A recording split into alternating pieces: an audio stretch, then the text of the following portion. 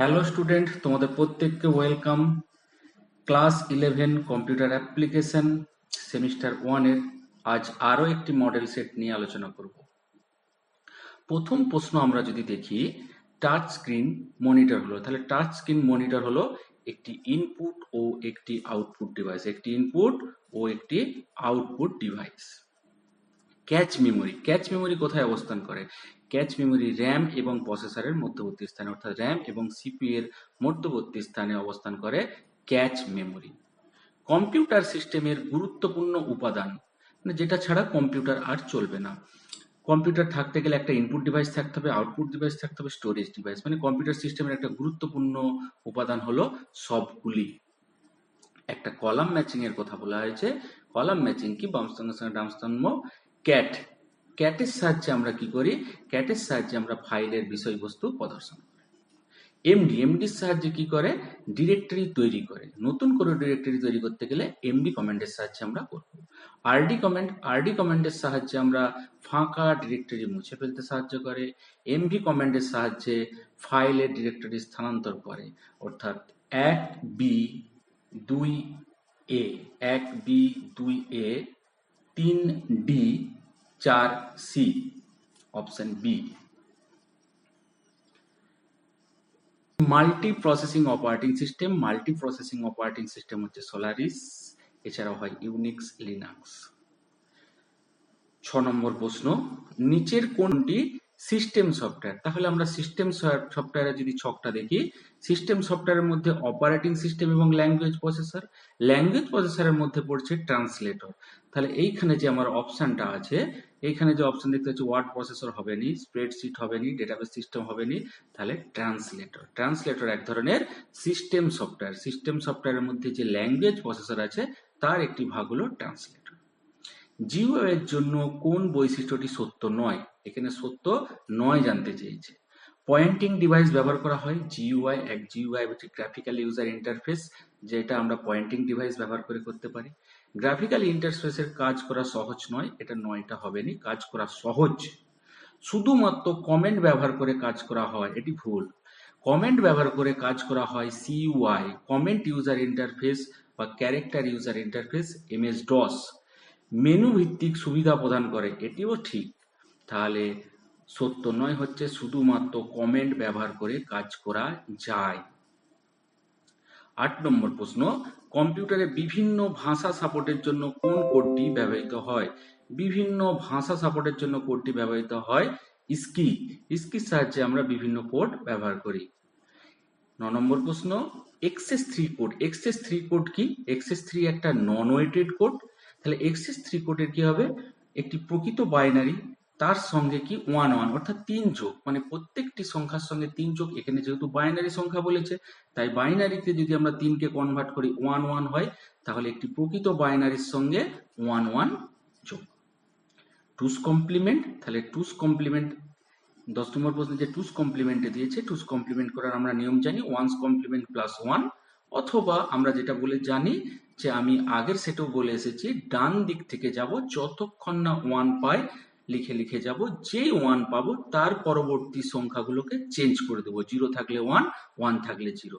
তাহলে এখানে প্রথমে 1 পেয়েছি, তাহলে 1 এর জন্য 1 হবে, তারপরের গুলো কি হবে?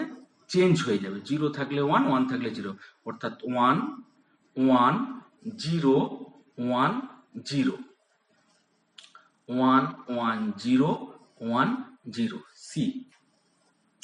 ইস্কি কোড কত বিটের হয়? ইস্কি কোড 8 বিটের হয়। অ্যান্ড গেটের একটা কোশ্চেন দিয়েছে, কিন্তু গেট সম্বন্ধে আমাদের অ্যান্ড গেটকে জানতে হবে। যদি আমরা অ্যান্ড গেটে যদি আমরা ইনপুট নিই এ আর বি, নিই, তাহলে অ্যান্ড গেটের আউটপুট কি পাবো? অ্যান্ড গেটের আউটপুট পাবো এ ডট বি, অর্থাৎ অ্যান্ড গেটে আমরা জানি যে অ্যান্ড গেটে আমাদের গুণ হয়, তাহলে এ ডট বি। এখানে যদি আমরা ইনপুট নিই 0 1 0 1 0 0 1 1, এবার অ্যান্ড গেটে 0 0 গুণ করলে হয় 0 0 1 এ 0 1 0 0 1 1 এ 1। তাহলে একমাত্র আমরা দেখতে পেলাম যে সব ইনপুট যদি 1 হয় তবে একমাত্র ইনপুট 1। এবার এখানে প্রশ্ন যেটা দিয়েছে দেখি, সব ইনপুটের মান 1 হলে আউটপুট 1 হয়, একদম ঠিক। যে কোনো একটি ইনপুটের মান 1 হলে আউটপুটের মান 1 হয়।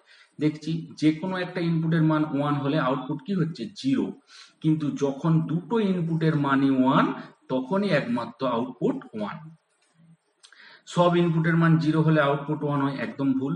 যে কোনো একটি ইনপুটের মান 0 হলে, তাহলে ঠিক হচ্ছে কি সব ইনপুটের মান 1 হলে আউটপুট 1 হয়। বুলিয়ান বীজগণিতে অপারেটর নয় কোনটি? বুলিয়ান বীজগণিতে অপারেটর নয়, অপারেটর নয় কোনটা? বিয়োগ। সাবট্রাক্টর, ডট আমরা গুণের ক্ষেত্রে ব্যবহার করি, যোগ আমরা অরের ক্ষেত্রে ব্যবহার করি, কমপ্লিমেন্ট আমরা নট গেটের ক্ষেত্রে ব্যবহার করি।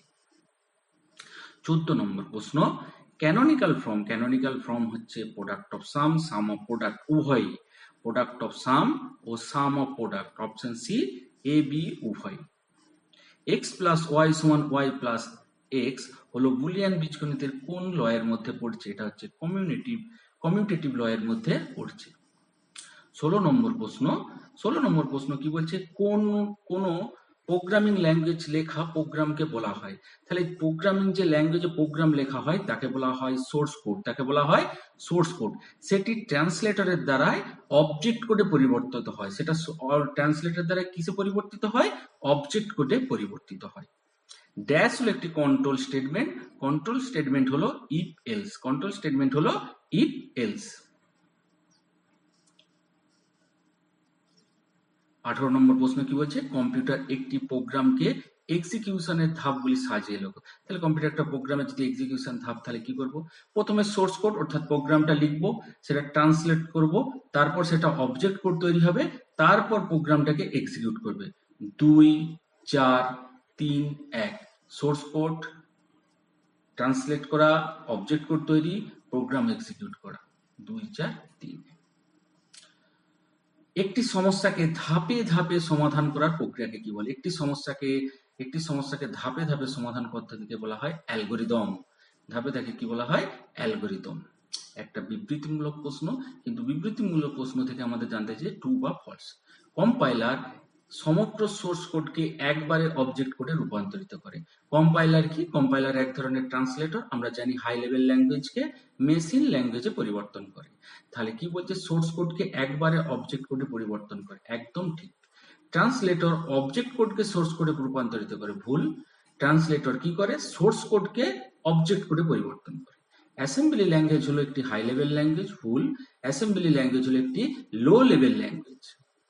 ইন্টারপ্রিটার সোর্স কোডকে একটি নির্দেশকে পৃথকভাবে অবজেক্ট কোডে পরিবর্তন করে, একদম ঠিক। ইন্টারপ্রিটার একটি নির্দেশকে পৃথক অর্থাৎ লাইন বাই লাইন অবজেক্ট কোডে রূপান্তরিত করে, সোর্স কোডকে অবজেক্ট কোডে রূপান্তরিত করে। তাহলে প্রথমে ট্রু, তারপরে দুটো ফলস, তারপর একটা ট্রু, অর্থাৎ true false false true.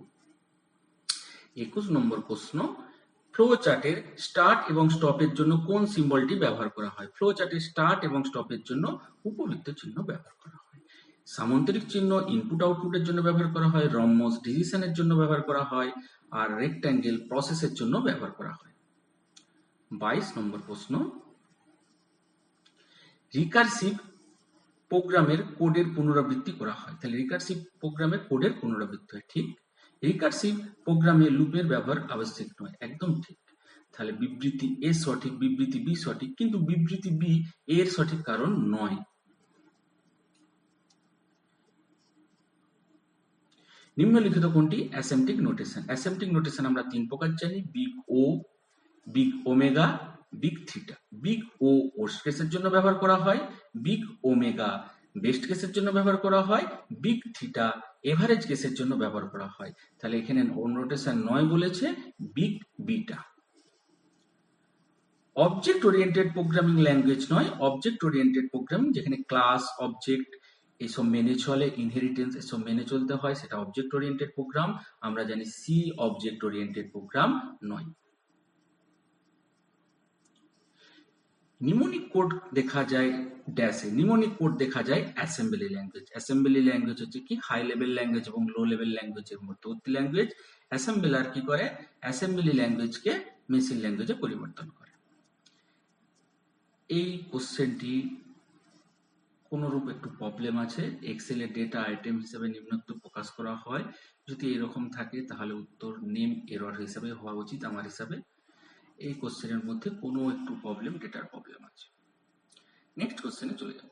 A1 থেকে A6 সেলের ভ্যালু যথাক্রমে 16, 29, 30, 49, 62, 32।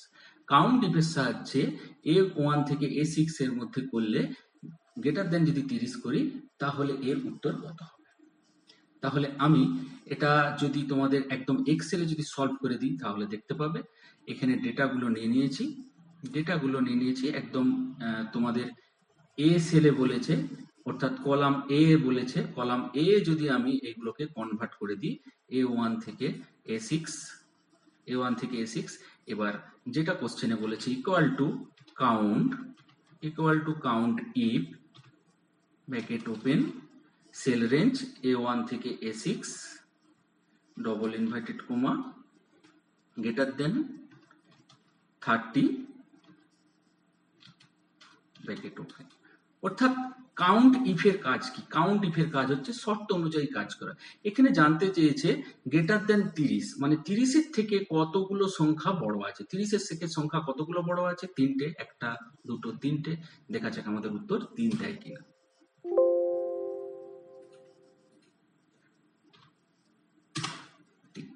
তাহলে উত্তর 3। কি ফাংশন লেখা হলো? Count A1 to A6 greater then 30 মানে 30-এর থেকে বড় 32, 62, 49। তাহলে 3 উত্তর পাওয়ার কথা, আমাদের 3 উত্তরই এসেছে। তাহলে উত্তর হবে 3। তাহলে আমরা কাউন্ট থেকে বারবার সেটে কোশ্চেন আসছে। কাউন্টের কাজ হচ্ছে সংখ্যা গণনা করা। কাউন্ট এ এর কাজ হচ্ছে সংখ্যা ও অ্যালফাবেটিক কে গণনা করা, অর্থাৎ উল্টো দিক থেকে যদি বলি ব্ল্যাঙ্ক স্থান ছাড়া সবাইকে গণনা করা। কাউন্ট ব্ল্যাঙ্ক স্থানকে গণনা করবে, অর্থাৎ শূন্য সেলকে গণনা করবে, ফাঁকা স্থানকে গণনা করবে। কাউন্ট ইফ কোনো শর্তের সাহায্যে কোনো সংখ্যাকে গণনা করবে, কোনো সেল রেঞ্জকে গণনা করবে। এখানে যেমন গ্রেটার দেন 30, 30-এর থেকে যতগুলো বড় মান কাউন্ট করতে বলেছিল, উত্তর হচ্ছে 3। মাইক্রোসফট এক্সেল এর ফাইলের এক্সটেনশন ফাইল কি? মাইক্রোসফট এক্সেল এর ফাইলের এক্সটেনশন ফাইল .xlsx। একটা কলাম ম্যাচিং বলেছে। কলাম ম্যাচিং এ এটা এক্সেল থেকে বলেছে বাম স্তম্ভের সঙ্গে ডান স্তম্ভ মিলনা, চার্ট তৈরি কোন রিবনের মধ্যে থাকে, ফিল্টার ব্যবহার কোন রিবনের মধ্যে থাকে, এখানে স্যাক্রো আছে, স্যাক্রো নয় ম্যাক্রো অপশন কোন রিবনের মধ্যে থাকে, থিম পরিবর্তন কোন রিবনের মধ্যে থাকে। আমরা এক এক করে এক্সেল এর সাহায্যে দেখে নেব। প্রথমে আমরা যদি পেজ লেআউটের মধ্যে যাই তাহলে পেজ লেআউটের মধ্যে আমরা থিম পাচ্ছি। পেজ লেআউটের মধ্যে কাকে পাচ্ছি? থিম কমেন্ট গ্রুপে পাচ্ছি। তাহলে পেজ লেআউট এর উত্তরটা কি হচ্ছে? Page layout theme. তাহলে থিম পরিবর্তনের অপশন কি হচ্ছে? পেজ লেআউট, অর্থাৎ 4B। তারপর কি আছে?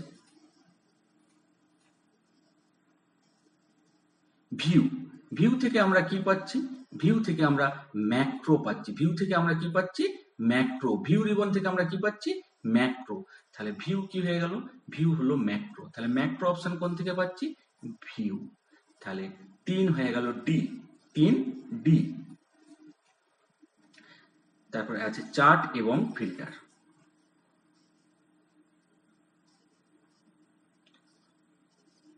আচ্ছা, ডেটা থেকে কি পাচ্ছি? আমরা ডেটা থেকে পাচ্ছি ফিল্টার অপশন। আর চার্ট পাবো আমরা ইনসার্ট অপশন থেকে। ইনসার্ট থেকে কি পাবো? চার্ট। তাহলে ইনসার্ট থেকে পাচ্ছি চার্ট, পেজ লেআউট থেকে পাচ্ছি থিম, ভিউ থেকে পাচ্ছি ম্যাক্রো, আর ডেটা থেকে পাচ্ছি filter.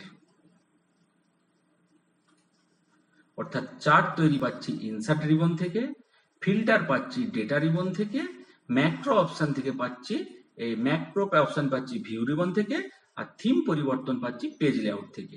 1C 2B 2A 1C 2A 3D 4B। 1C chart তৈরি পাচ্ছি ইনসার্ট থেকে, ফিল্টার অপশন পাচ্ছি ডেটা ট্যাব থেকে, ম্যাক্রো অপশন পাচ্ছি ভিউ থেকে, থিম পাচ্ছি পেজ লেআউট থেকে।